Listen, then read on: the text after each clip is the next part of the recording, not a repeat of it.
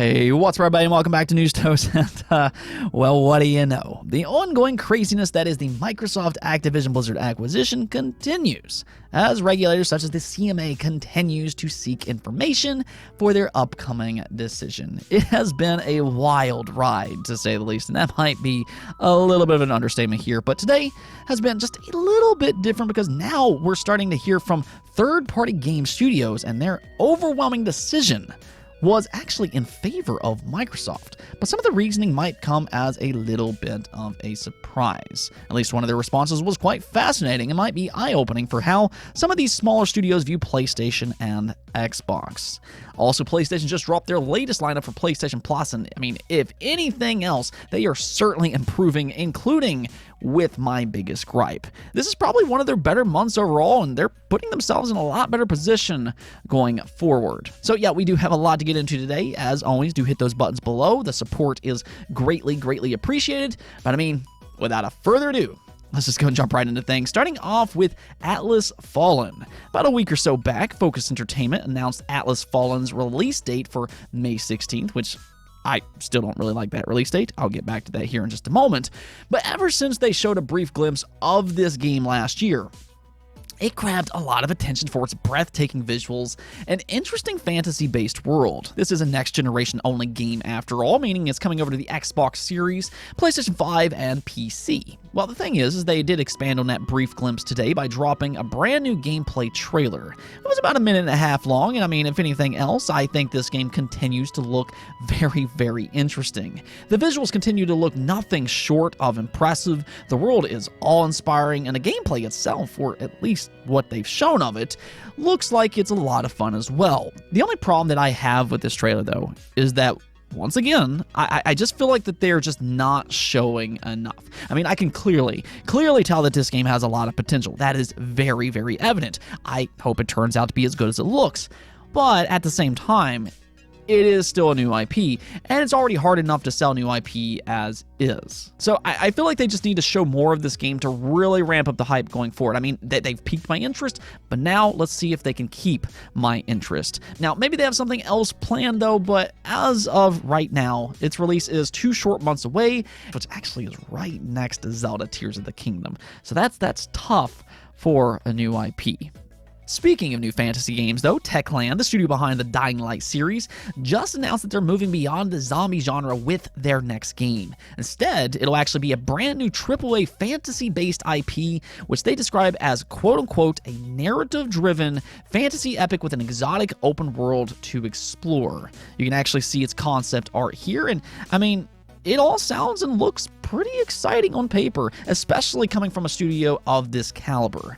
The Dying Light series, after all, has been successful for them, selling millions of copies worldwide, and despite some bugs and issues along the way, you can see that they are a talented studio with some creative ideas up their sleeves. I mean, we've seen a lot of zombie games out there, and that's probably putting it lightly, but Dying Light in a way did put a new spin on the genre, not only with its parkour-based movement system, but also its emphasis on daytime versus nighttime, and giving players the decision to balance risk versus reward. So I think with that in mind, what I want to see them do here is to really tap into that creativity with the fantasy genre and see what they can do. The big thing I think for them, though, is just matching their ambition with polish. On one side, it seems like they know how to make fun games with interesting ideas. They're good with open world games. And now they really just need to ensure this next game's launch goes a little bit smoother by ironing out some of its kinks before it releases. I feel like the launch of Dying Light 2 kind of hurt a little bit with all of the different issues it had. But one thing is that they have continued to improve Dying Light 2 with multiple patches since then.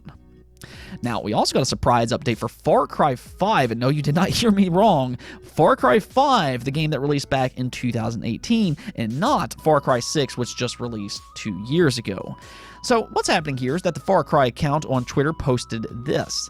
Let's celebrate the 5th anniversary of Far Cry 5. Over the next 3 weeks, celebrate the 5th anniversary with us. Stay tuned for what's to come, including a highly requested feature for next generation consoles. So basically, from the sounds of things here, it sounds like they're looking to push a next-generation update to Far Cry 5 in the coming weeks. Now, they're not really going into great detail about this specific update and what all it will include, but for the time being, I do imagine that they're likely looking to up its resolution and increase its frame rate to a buttery smooth 60 frames per second. I don't know if they'll really do much else, but hey, that's still great news if true, especially for you fans out there of Far Cry 5. It does give you another excuse to jump right back into its world. Let's go and talk about this Microsoft Activision Blizzard situation, though, because, I mean, it is a news story every single day. The drama just continues to unfold. But today is a little bit more interesting in the sense that we're hearing from somebody else besides Microsoft, Sony, and these regulators. Now, of course, we're going to talk about them as well. I mean, they're ultimately the star act to this circus show and everything. But, you know, this does technically involve other companies as well, and some of them are now speaking out in the CMA investigation. The CMA did publish 7 third-party responses today, including Sony's, and interestingly enough, 6 out of the 7 were actually in favor of Microsoft acquiring Activision Blizzard. I'm sure you all can guess as to who was opposed to the deal. It doesn't really take a rocket scientist to figure out Sony is on their own little island regarding this acquisition, and they made some more wild statements today. It's more or less the same. They believe Microsoft is going to raise the price of Call of Duty on PlayStation, diminish its quality on PlayStation, or just flat out restrict the PlayStation version. It's really just the same old disingenuous arguments from them. They're throwing everything and the kitchen sink at the wall in the hopes that something will stick. One of their latest arguments, though, is that apparently Game Pass games are quote-unquote de facto exclusives, so that's kind of their argument right now. Then you have Microsoft on the other side of things, and they're not happy with the CMA as they're accusing them of clear errors in their financial calculations over Call of Duty switching concerns. Microsoft also stated that, quote-unquote, the CMA is unable to point to a single piece of evidence to suggest that Microsoft has even considered such a strategy, vertical foreclosure relating to Call of Duty, let alone plans to pursue it. That is because no such evidence exist. So Microsoft is basically saying the same thing they've said pretty much since day one, and that's that you all can say along with me here that they want to bring Call of Duty to more players, not less. In fact, they now have evidence to prove their intent, as they've been on a contract spree as recent as many of us are aware. Truthfully, I really don't know how the CMA can even argue this by this point, but as always, I guess we'll just have to kind of see what happens. But the most interesting responses today came from third parties, especially this one here, which seems to be from a smaller independent developer. And check out what they said. So they said, and this is quite lengthy, but they said, I felt compelled to get in touch regarding the CMA's notice of possible remedies in the Activision Blizzard acquisition case. Our business primarily focuses on releasing video games for various gaming platforms, including both Xbox and PlayStation. In recent years, we found that our video game sales across Xbox and PlayStation have been moving in different directions, mainly due to the structure of how each platform is laid out. On PlayStation, we found our sales growing stagnant with each release. This is mainly due to the fact that despite PlayStation having the lion's share of player numbers and console sales, that share is mainly provided to larger titles from huge publishing labels and/or developers and publishers who are willing to spend lots of money on paid marketing within the PlayStation console. This means that on PlayStation, it simply isn't a level playing field for every publisher and developer. It has meant that as the years have gone by, if you put a smaller title on PlayStation devices now, your titles will rarely appear organically to PlayStation players. Instead, you are 100% reliant on players knowing about your game already and searching for it on the store.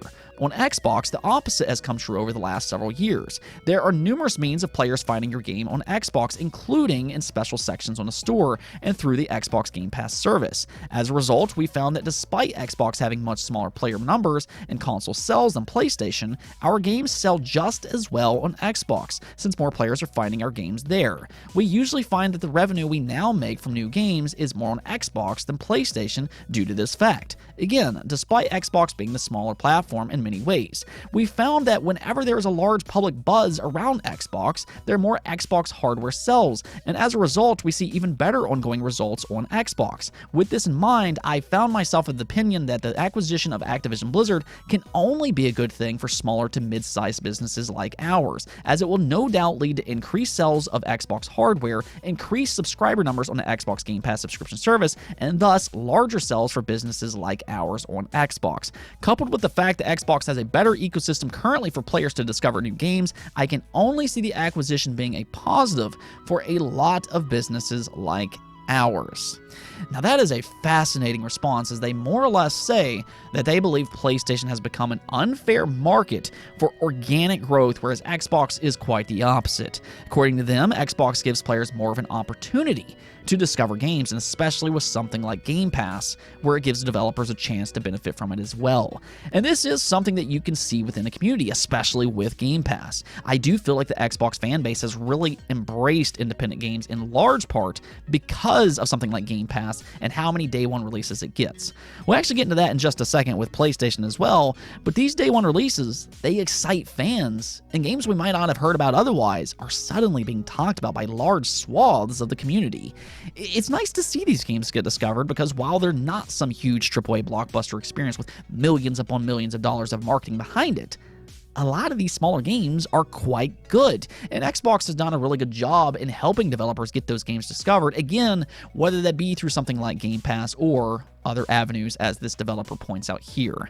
The last thing that they say, though, is the most telling part, and that is where they say the acquisition will not all of a sudden make Xbox the dominant platform. It's far more likely that it may help create a more level playing field between Xbox and PlayStation, which at this point in time is sorely needed.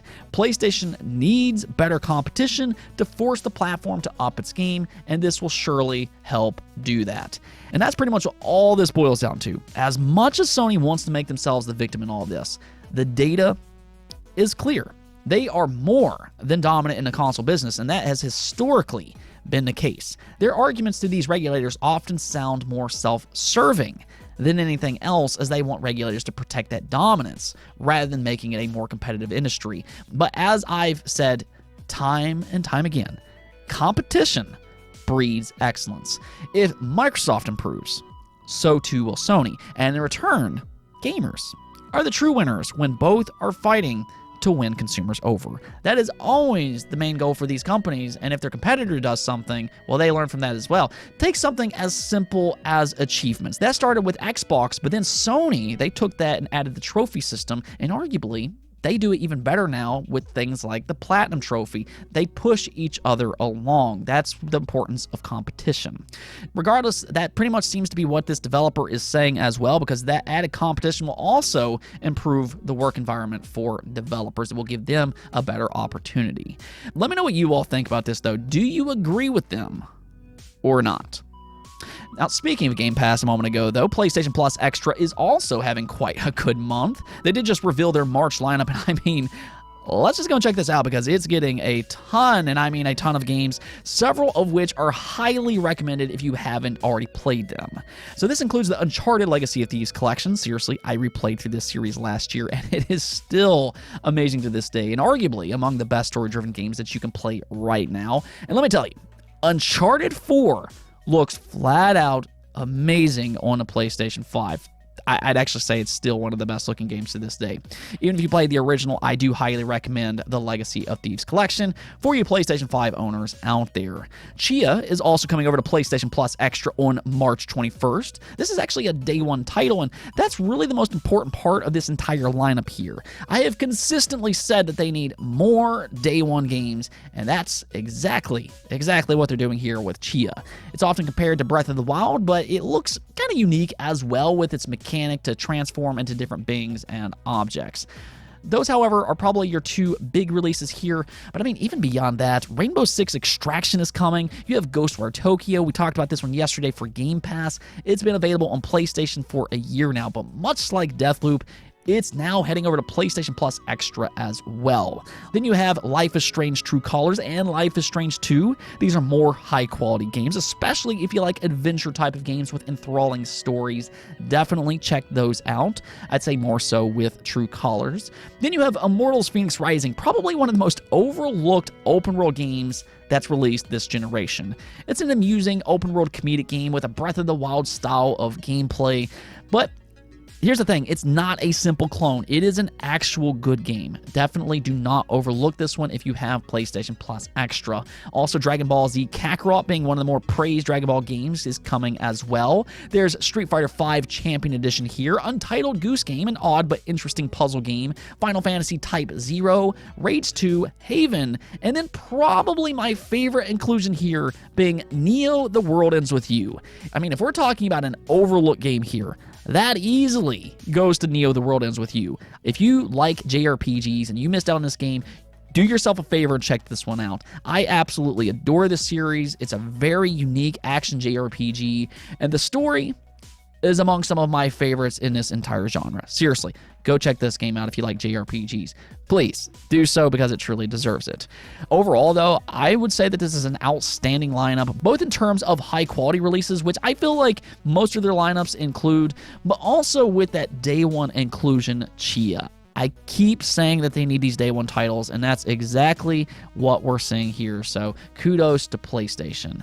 Now, as for PlayStation Plus Premium, it will also come included with Ridge Racer Type 4, Ape Academy 2, and then Siphon Filter Dark Mirror.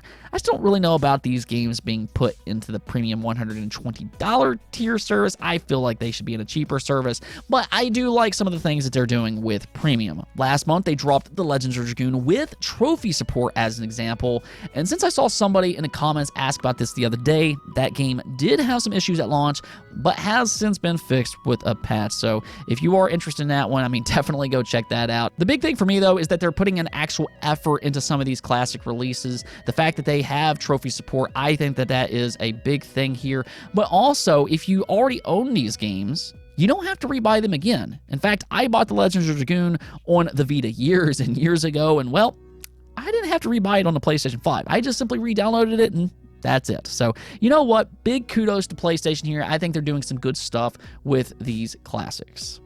Let's go take a look at the poll of the day. Where I asked you all, would you consider buying a Steam Deck if they made an OLED model? And as you can see here, actually a pretty good portion of you all would. 50% of you all, being the majority, did say no, you're still not interested. However, 7% of you did say yes, even though I already owned the original. Then 29% of you said yes, would be your first Steam Deck purchase. And then 7% of you said no, you already own the original. So 36% of you all would be interested in an OLED model, and I think that that's quite telling on the overall situation. Yeah, they absolutely need to do this. Even for somebody like myself, I personally love the Steam Deck. I've been kind of obsessed with this thing in recent months. I mean, it is such a dynamic console. It can do so many things, whether that be emulation or playing these big AAA games or even smaller independent games. There's a lot this thing can do, but its screen could still be improved. An OLED model would go a long way in helping those colors pop just a little bit more. When the Switch OLED came out, I went out and bought that, even though I had the original Switch, because I do think it's that big of an upgrade. And the same thing would go to the Steam Deck as well. I do think an OLED screen alone is a big enough upgrade for myself to rebuy it once again. And it does look like a good portion of you all would be interested in something similar. The only problem here, though, is that Valve did mention that this is easier said than done. It does sound like that this could still be a long ways away. Don't expect it in 2023, but hopefully we will get that OLED model down the road. Anyways, that's it for this episode. But if you liked the video, don't forget to bell notification and subscribe button for more content just like this. Also, if you'd like to support the channel through Patreon, thank you for making this content possible. Peace out.